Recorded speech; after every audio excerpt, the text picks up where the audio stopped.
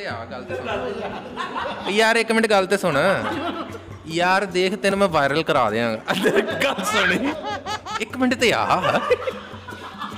यार, एक मिनट इधर गल ते सुन ते बह। इधर देख, 14 अगस्त के उत्ते यह वीडियो लगनी आ, सारी दुनिया ने देखनी आ, तेनू पसंद करनगे लोकी। अज तो बाद तेनू लोग पसंद करन लग जाणगे। अस्सलाम वालेकुम दोस्तों, की हाल चाल है? सब वधिया। यह साडा एक दोस्त है। 14 अगस्त के दिहाड़े असी अपने दोस्तों यारां बेलियां दे डेरे दे उत्ते बैठे हाँ, तो इन्हें मेरे को एक फरमाइश की, या समझ लो कि एक गल शेयर की मेरे नाल कि यार फैसल भाई एक एक्टिंग का यार चांस दिओ। हुण जो कैमरा ऑन किया वा, हुण इनू शर्मा चढ़ गई हैं। यार तू भी आ जा कैमरे दे अगे, तू भी नहीं आ तो सही, तू इधर से आ। हाँ मतलब भाई आओ जरा एक मिनट। हाँ मतलब भाई पहले से खारिश कर लवो।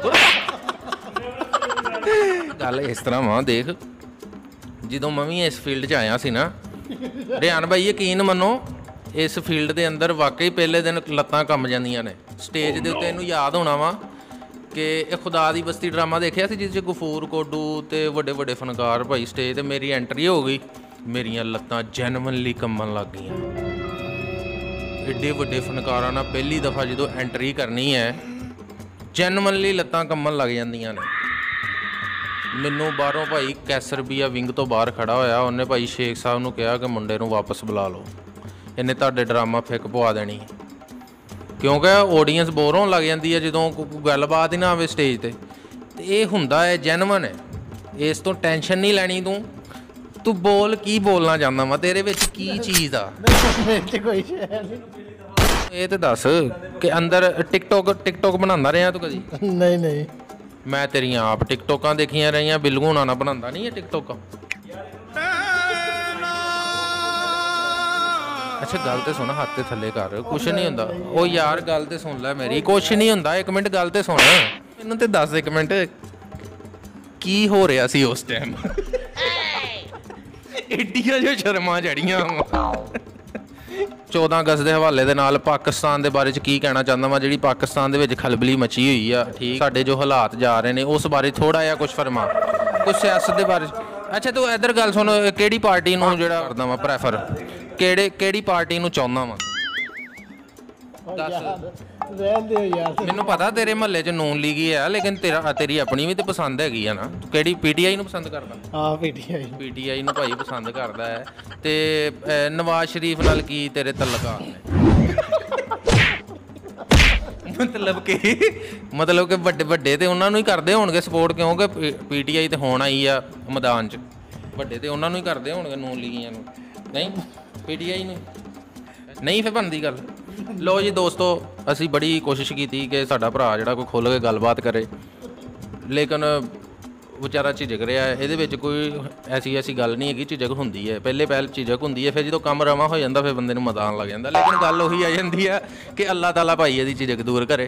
जे तेरे विच है वा ना कीड़ा जरासीम एक्टिंग दा, उहनूं फिर कढ, उहनूं फिर अंदर ना रख, क्योंकि अंदर जे रहेगा तो तैनूं दुख होएगा। अंदर रखना भी नहीं चाहिए, उहनूं कीड़े नूं बाहर कढ लै, उहनूं एक्सप्रैस कर दे, उन्होंने फड़ के। टिकटॉक भी बनाया कर, सोशल मीडिया पर भी आया कर, तेनों असी भाई प्रमोट करांगे। जे तेरे अंदर वाकई टैलेंट है तो तू भाई आ दुनिया के सामने। हुण दिखा चेहरा तो दिखा दे थोड़ा यार, यार थोड़ा जिहा थल्ले ते हत्थ कर वीरे। जी दोस्तों, यह भरा साडा जे अज तो बाद टिकटॉक ते आवे, इहदी टिकटॉक भी वेखो, लाइक भी करो, कमेंट्स भी करो। ना दस दे अपने टिकटॉक ID दा।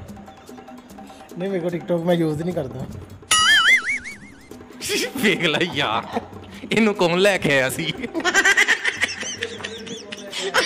इंटरव्यू करने बहाने। दोस्तों असी तो यही कहांगे कि पाकिस्तान के हाल ते अल्लाह ताला रहम करे। पाकिस्तान च जे इदां दा टैलेंट आ ते अल्लाह उन्हां नूं पर्दा दे देवे। देखो यार, दुनिया वालियां नूं असी की विखाना चाह रहे हैं? असी लोगों के सामने शौकियां मार रहे हैं कि साडे कोल बड़ा टैलेंट है। इदां दे बंदे पे नाम बदनाम कर रहे हैं साडा। जी दिखाओ, एक्सपोज करो जरा इन्हों। हाँ मदमीर नूं भी दिखाओ।